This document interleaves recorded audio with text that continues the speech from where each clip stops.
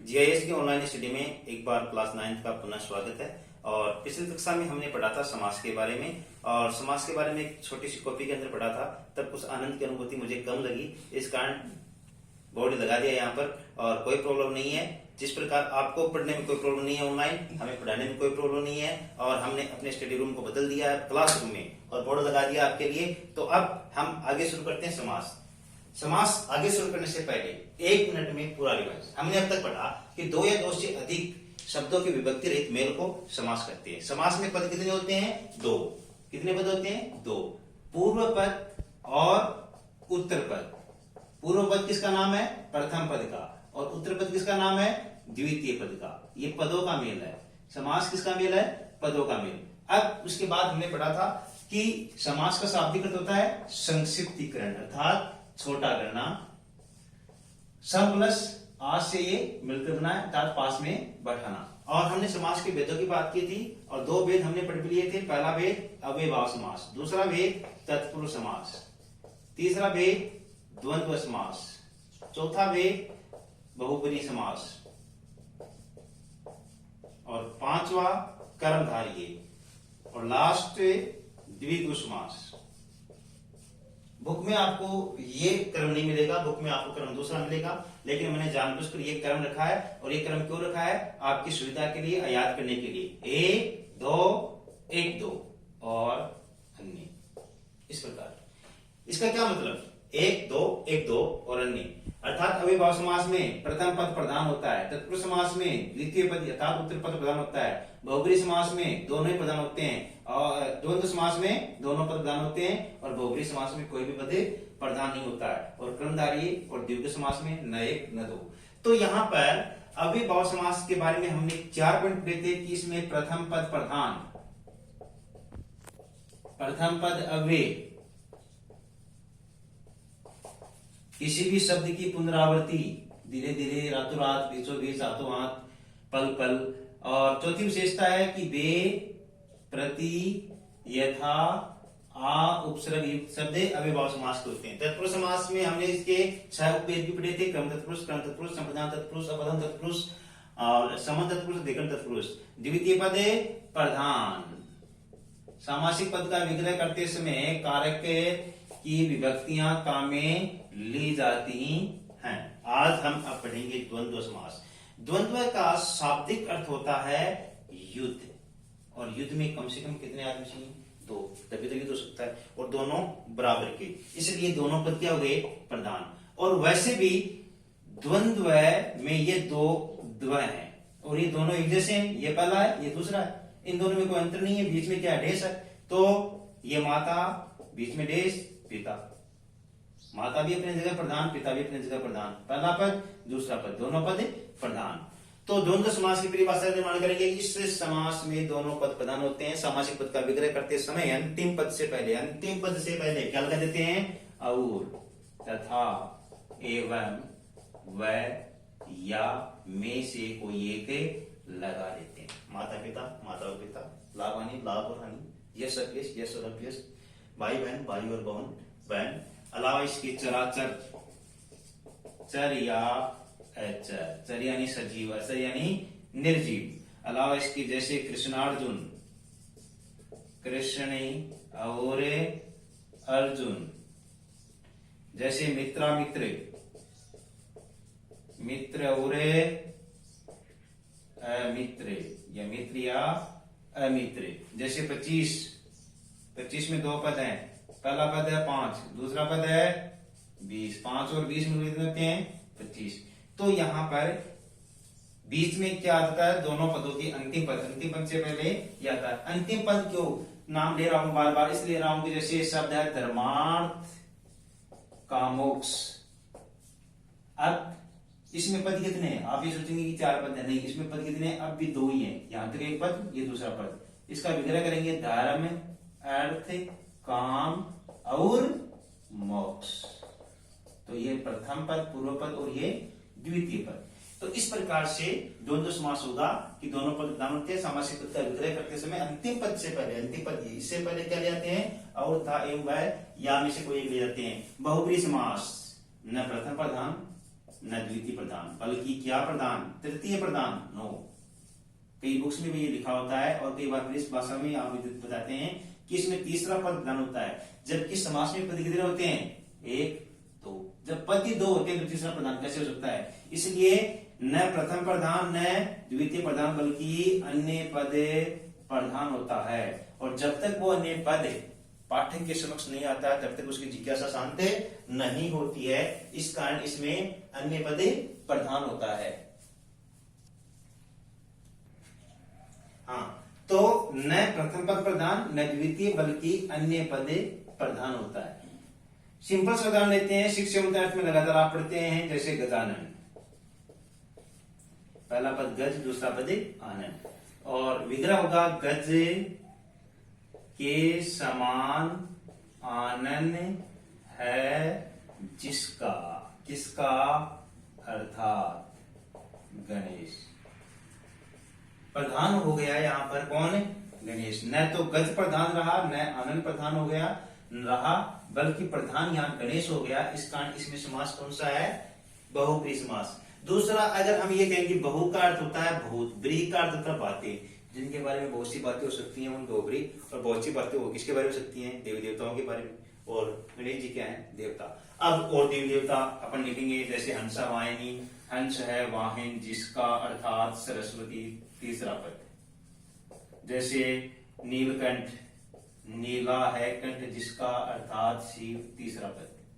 जैसे बजरंगी, वज्र के समान, वज्र यानी कठोर, वज्र के समान अंग है जिसके, अर्थात हनुमान।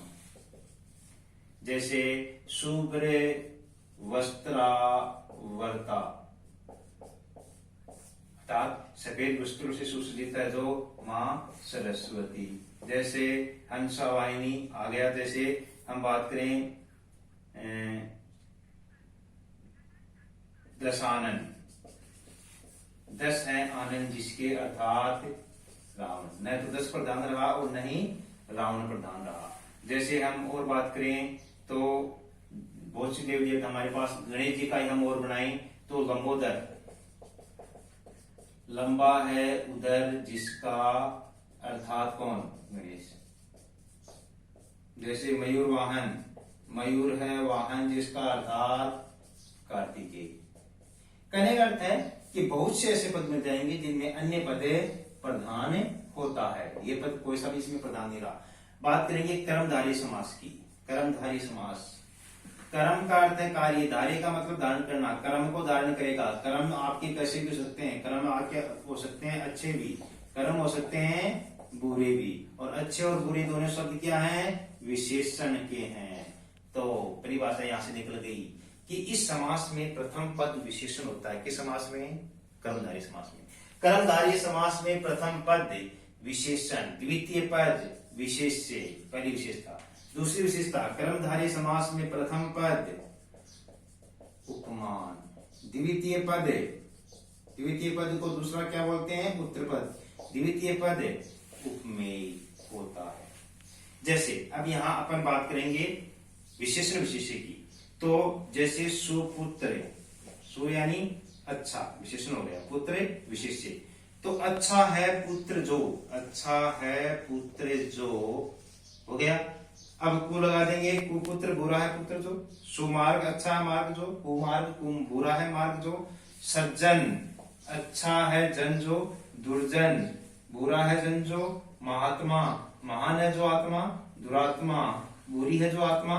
इस प्रकार हम ये कह सकते हैं कि कुछ उपसर्ग है, उन उपसर्ग से युक्त शब्द सभी क्या होंगे, कर्मधारय। जैसे सु, को, दुर, दुस, निर, निस, महा, सत्य, ये सभी शब्द किसके होंगे, कर्मधारय समास के। क्यों होंगे, क्योंकि विशेषण कार्य करते हैं। सु यानी अच्छा, कु यानी बुरा, दुर यानी कठिन, तो ये विशेषण का काम करता है। जैसे दुर से बनाएंगे दुर्जन, बुरा है जन जो। महा से बन गया जैसे महात्मा, महान है जो जिसकी आत्मा। दुर से बन गया दुरात्मा, बुरी है जिसकी आत्मा। सत्य से बन गया सज्जन, अच्छा है जन जो।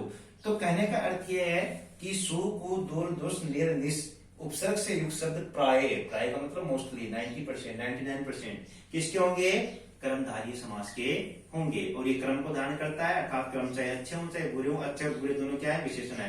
तो कर्मधारय समास की परिभाषा एक बार फिर से बोल रहा हूं मैं। पहला पॉइंट, प्रथम पद विशेषण और द्वितीय पद विशेष्य होता है। दूसरा पॉइंट, प्रथम पद उपमान और दूसरा पद उपमेय होता है। अब बात करेंगे उपमान और उपमेय, ये क्या चीज है? जिसकी किसी से तुलना की जाए वो उपमान होता है, और जिसकी तुलना की जाए वो उपमेय होता है। जैसे चंद्रमुख शब्द में है, तो तुलना की किससे की गई है? चंद्रमा से, तो चंद्रमा यहाँ क्या बन गया? उपमान। और किसकी की गई है? मुख की, तो ये क्या बन जाएगा? उपमेय। प्रथम पद उपमान व द्वितीय पद उपमेय हो, वहां पर समास कौन सा होता है? कर्मधारय। जैसे चंद्रमुख हो गया, जैसे मीनाक्षी, मीन के समान, मीन यानी मछली, मछली के समान आंखें हैं जिसकी, अर्थात मीनाक्षी। तो प्रथम पद इसमें मीन है जो कि उपमान है, और अक्षी यानी आंख उपमेय हो। अब बात करेंगे द्विगु समास की। इस समास में भी परिभाषा छुपी हुई है, द्वि। द्वि का अर्थ होता है दो, गु का अर्थ होता है गाय, अर्थात दो गायों का समूह है। द्विगु का प्रश्न ये भी पूछ सकता है कि द्विगु में कौन सा समास है? द्विगु में खुद में द्विगु समास है, इसका विग्रह क्या होगा? दो गायों का समूह है। परिभाषा, प्रथम पद संख्यावाची, प्रथम पद संख्यावाची, द्वि यानी संख्यावाची, और द्वितीय पदे संज्ञा होता है। प्रथम पदे संख्यावाची और द्वितीय पदे संज्ञा होता है। अब दोनों मिलकर क्या होगा? संपूर्ण पदे समाहार अर्थ में प्रकट होता है। संपूर्ण पद समाहार, समाहार का मतलब होता है एक जगह संचय करना, इकट्ठा करना, इकट्ठे के संदर्भ में ये प्रयुक्त होता है। अब शुरू हो जाते हैं दो से, दो पैर, दो पैरों का समूह है। त्रिभुज, तीन भुजाओं का समूह है। और इसके अलावा चौराहा, चार राहों का समूह है। पंचवटी, पांच वृक्षों का समूह है। षटकोण, छह कोणों का समूह है। सप्ताह, 7 दिनों का समूह है। अठनी, 8 आनों का समूह है। नवरात्रे, 9 रातों का समूह है। दशक, 10 वर्षों का समूह है। शताब्दी, 100 वर्षों का समूह है। त्रिनेत्र, अब इसमें द्विगु समास नहीं है। इसमें द्विगु समास क्यों नहीं है? क्योंकि यहाँ समूह नहीं है। दूसरी बात, यहाँ ये पद योग रूप में जा रहा है और ये विशेष में जा रहा है, तो त्रिनेत्र अर्थात 3 है आंखें जिसकी, कौन? शिव। अब शिव के तीनों आंखें एक जगह नहीं थी, इकट्ठी नहीं होती थी कभी भी, और त्रिनेत्र शिव के अलावा इस दुनिया में कोई दूसरा नहीं है। तो जो अपने आप में विशेष है, जो शब्द योगुण बनेगा वो किस में जाएगा? बहुब्री समास में। इसी कारण दशानन में भी कौन सा समास नहीं है? दशानन में पहला पद संख्यावाची है, मगर समास कौन सा नहीं है? द्विगु नहीं है, क्योंकि दशानन इस दुनिया में एक ही हुआ है, त्रिनेत्र इस दुनिया में एक ही है। तो संपूर्ण पद जब तक समाहार अर्थ में प्रयुक्त नहीं हो तब तक समास द्विगु नहीं होगा। जैसे दो पैरों का समूह एक होता है तब दो पैर होता है, 3 भुजाएं एक जगह आकर मिलती हैं तब त्रिभुज होता है, 4 राहें एक पॉइंट पर आकर मिलते हैं तब उसको चौराहा बोलते हैं, 5 वृक्षों की छाया एक जगह पड़ती है तब वो पंचवटी है, 6 कोण आपस में मिलते हैं तब वो षटकोण है, 7 दिन एक जगह होते हैं तब वो सप्ताह है। तो लास्ट में क्या आएगा? 7 दिनों का समाहार, 5 वृक्षों का समाहार, 6 कोणों का समाहार, 9 रातों का समाहार, 10 वर्षों का समाहार। तो इस प्रकार ये है द्विगु समास। अब 1 मिनट के अंदर हम पुनः रिवाइज करेंगे पूरे समास को। अव्ययभाव समास, प्रथम पद प्रधान, प्रथम पद अव्यय, किसी शब्द की पुनरावृत्ति, अलावा इसके वे प्रत्ययता आवश्यक से युक्त शब्द। तत्पुरुष समास द्वितीय पद प्रधान होता है और समासिक पद का विग्रह करते समय कार्यजन्य प्रत्यय काम में आती है। द्वंद्व समास दोनों पद प्रधान होते हैं, समासिक पद का विग्रह करते समय अंतिम पद से पहले अवता एवं व या लगा देते हैं। अलावा इसके समास हमारे पास है बहुब्री, न प्रथम प्रधान न द्वितीय प्रधान बल्कि अन्य पद प्रधान होता है और वो पाठक के समक्ष योगरूप बनकर सामने आता है, अर्थात उस जैसा कोई दूसरा नहीं होता है।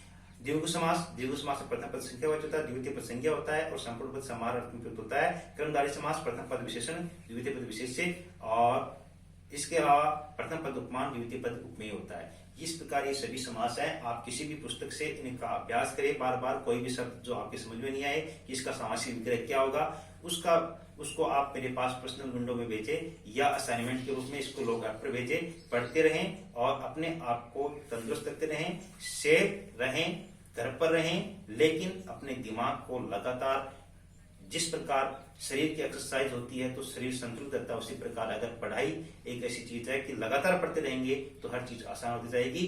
और GIS लगातार आपके लिए लेकर आ रहा है, हर विषय की क्लास आ रही है और हर टॉपिक को पढ़ाया जाएगा। जब स्कूल खुलेगी तब आप ये फील करेंगे कि हम बहुत कुछ घर बैठे ऑनलाइन पढ़ चुके हैं जीआईएस के माध्यम से। और आपको साथ ही साथ ये भी सूचना देते हैं कि ये सुविधा न केवल जीआईएस के बच्चों के लिए है, बल्कि किसी भी बच्चे को आप अगर स्कूल लोग आपसे जुड़वाना चाहते हैं तो आप स्कूल में फोन कीजिए और अपना पासवर्ड नंबर लीजिए और यूजर नेम लीजिए स्कूल से, और उस बच्चे को भी आप अपने घर पर पढ़ने का मौका दे सकते हैं। तो बहुत बहुत धन्यवाद। समाज का असाइनमेंट मैं जल्दी ही स्कूल लोग पर डालूंगा कि आपको होमवर्क के रूप में क्या करना है। धन्यवाद।